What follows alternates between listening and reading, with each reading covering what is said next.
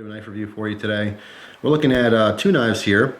Obviously you see there's a third knife there. That's for reference. This is a Schrade model SCH301. This is the one that I'm reviewing, as well as its counterpart here, the SCH307 and the SCH308.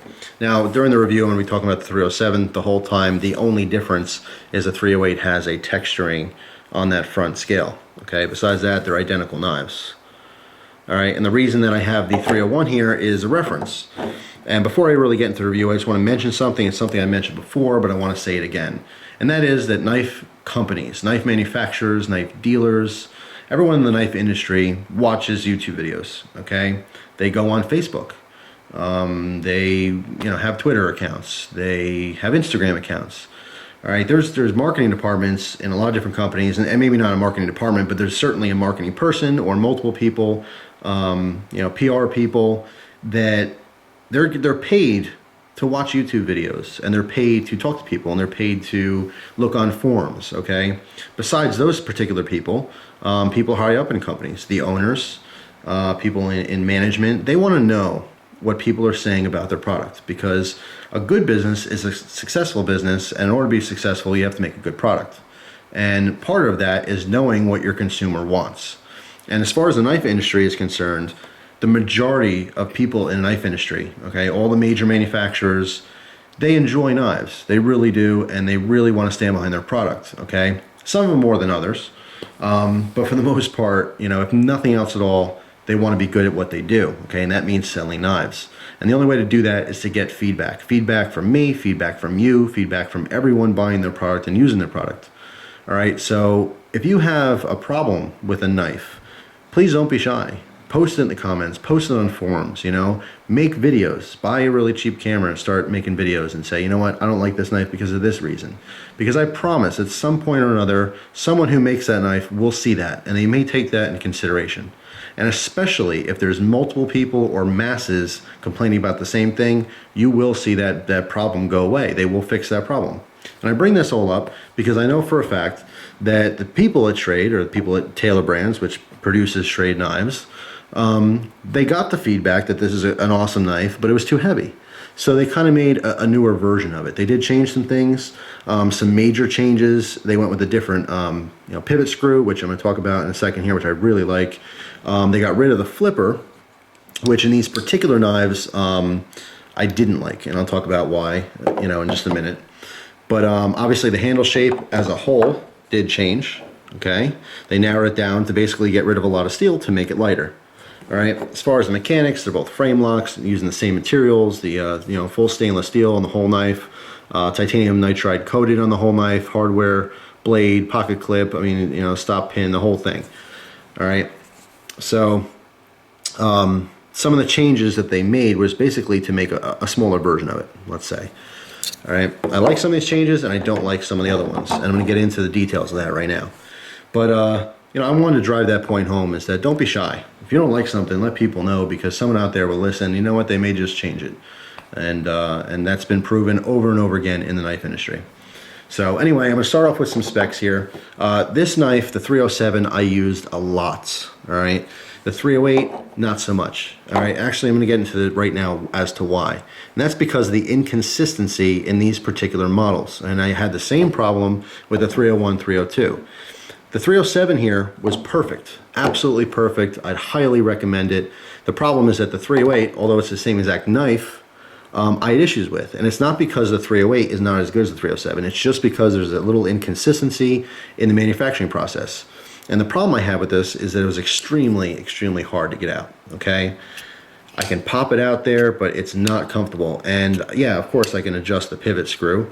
But if I do adjust the pivot screw so that it's easier to push out, then I do get a little bit of blade play, all right? And that's an issue for me. I don't want, of course, any blade play. So this one just had a little quirky issue.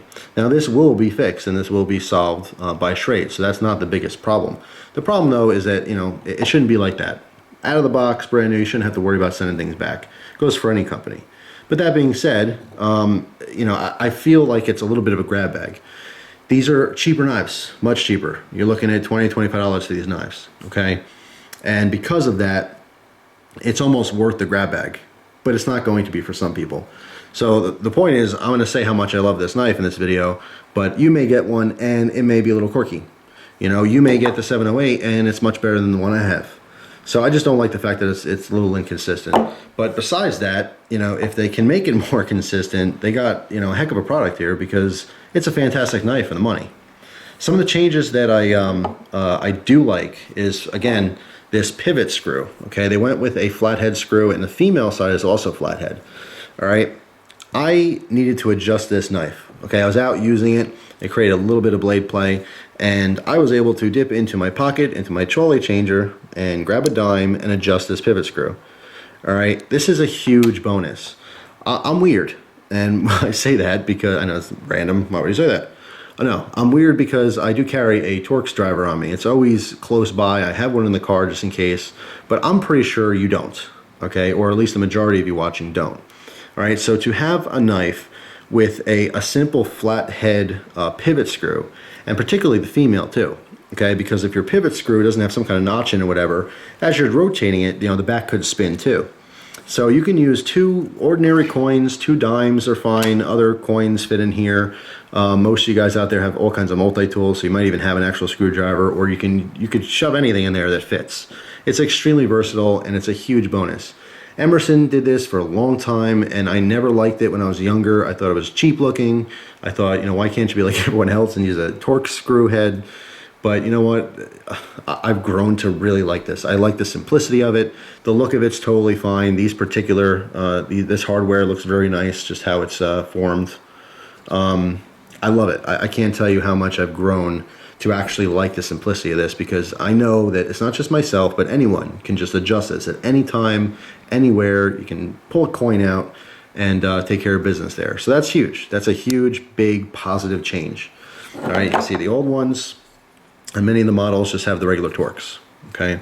It's not that big of a deal for some people, but for me, I just really like that change.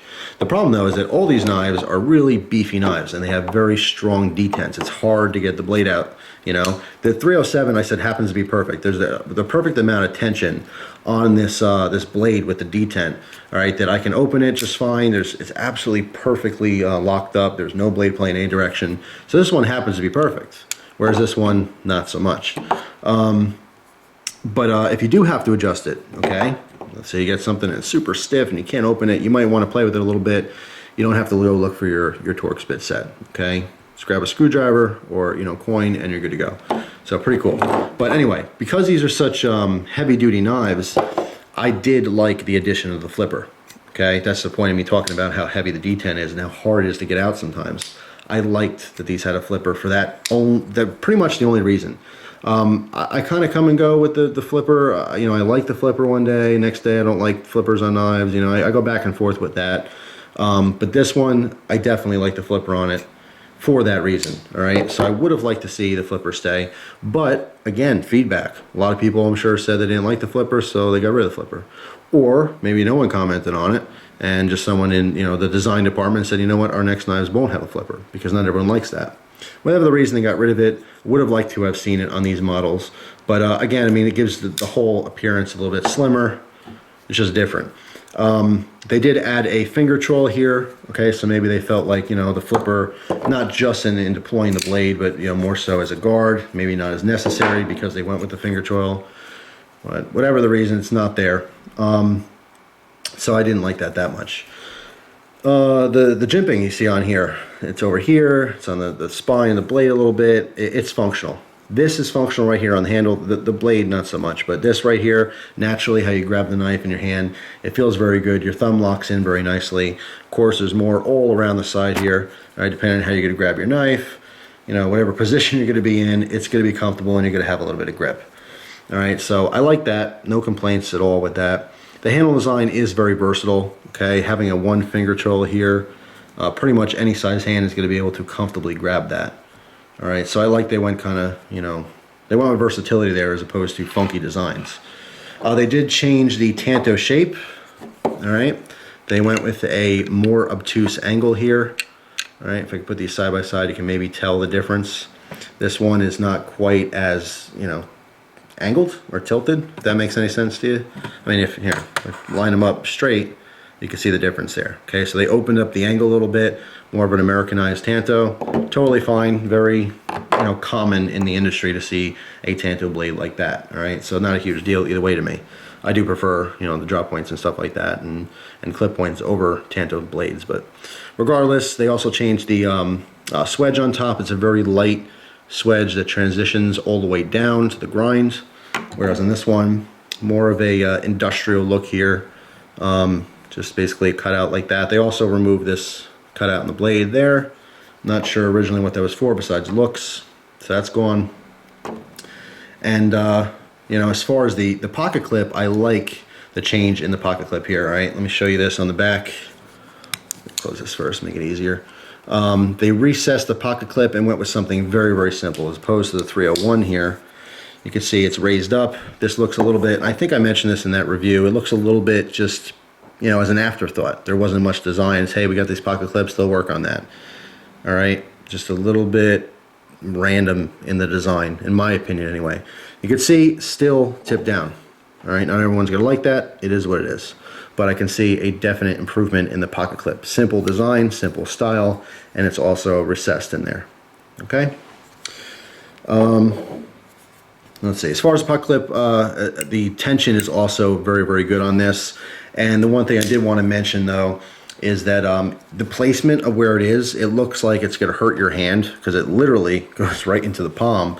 But even with a really strong grip, I didn't have any problems with this hurt in the hand. You feel it, you definitely feel it there. But I didn't have a hot spot, so to speak, okay? And I'm talking about really using this to rip through some cardboard and stuff.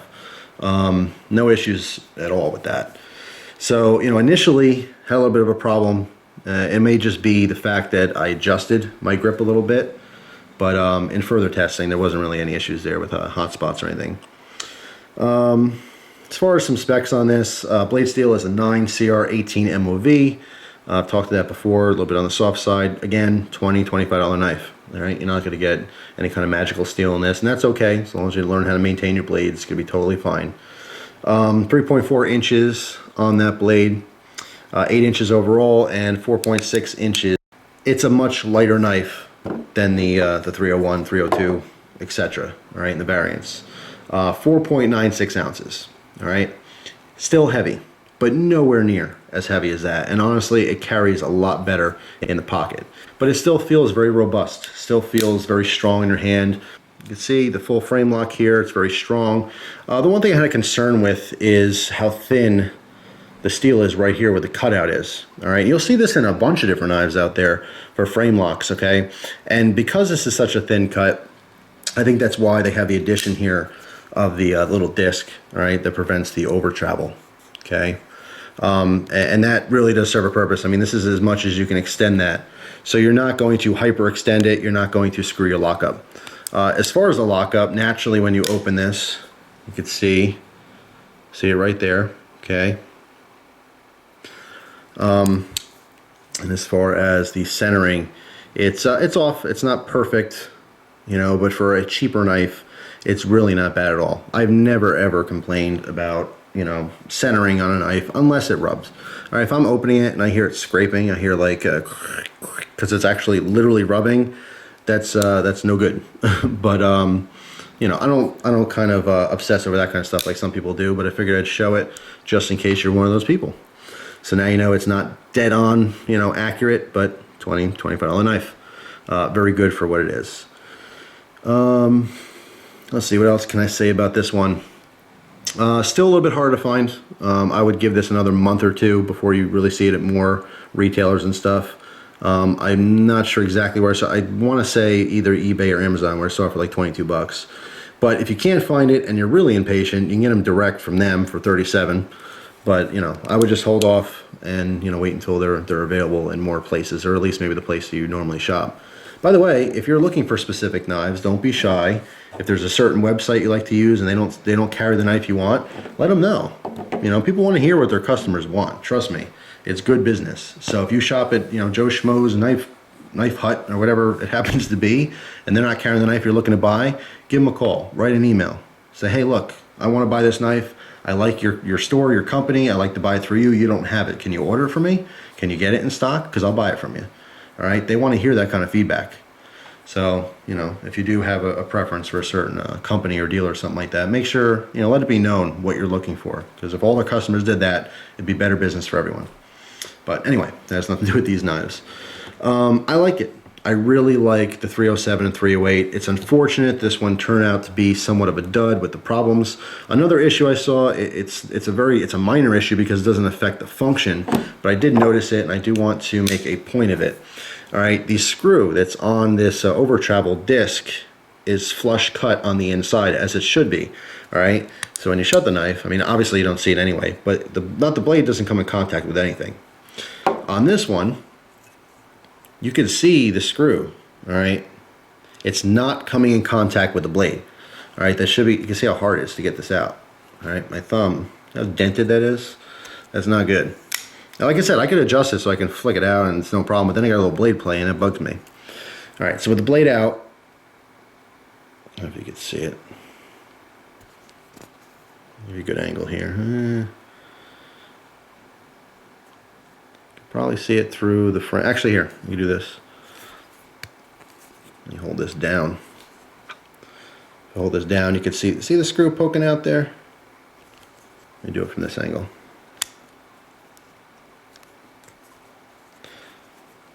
I'll figure it out. Hang in there. There we go. There's that screw. Shouldn't be like that. Just a misstep, maybe, at the factory. It just wasn't shaved down like it should have been. And that leads me to believe that this knife just wasn't finished, like it should have been.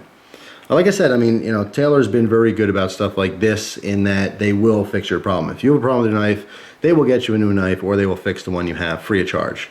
All right, I'm sure you have to pay to ship it there and everything, but they don't charge for that kind of stuff. It's just a matter of you having the hassle of having to do that. You shouldn't have to do that. They should be, you know, brand new in the box, good to go. But they're making so many of them, you know, I guess you know, some are missed here and there. And that pretty much goes with every company. Not every company is perfect. But again, you have to look at the price. Price reflects on everything. There's some really good cheap knives out there. All right, and there's also some really crappy expensive knives. But generally speaking, when you're paying less than 30 bucks for a knife, you can't expect the same things you would expect from getting a $400 or $500 knife, you know, or even a $100 knife for that matter. All right, there's always exceptions to the rules, but generally speaking, you get cheap knives, you're gonna have a couple issues here and there. It's just nice to know that at least this particular company will take care of it for you, whereas many other won't. So anyway, as far as the designs go, I do like the 308 look better. Just gives it a little something. There's a lot of plain knives out there, so I do like this a little bit better. It's a shame, like I said, that you know, it just didn't float the boat for me. I might actually just take the scale off and put it on that one. Who knows? I might play around with it. But you know, I still recommend them.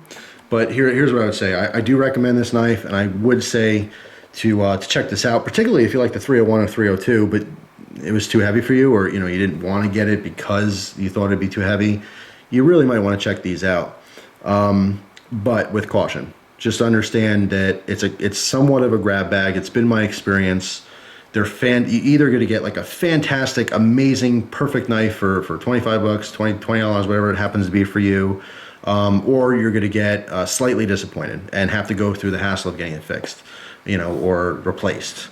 In the end, I'm sure you'll be happy either way. It's just you don't quite know, you know, what's going to happen there. So, you know, I'd recommend them, but with caution. So, that's all. Thanks for watching. Hope you guys have a great day, and I will see you soon. Take care.